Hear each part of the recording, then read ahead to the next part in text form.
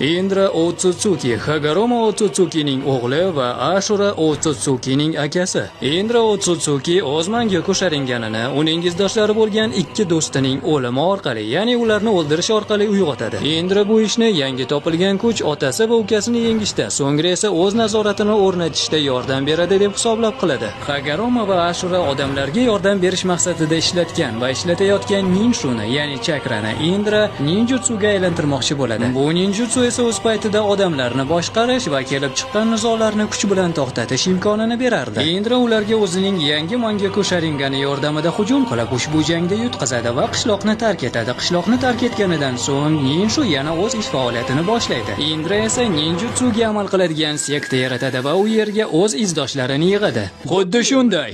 Kimning qo'lida kuch bo'lsa, o'sha odam olamni boshqarish kerak. Senda esa shunday kuch borki, har narsa bilan kurashishga yordam beradi.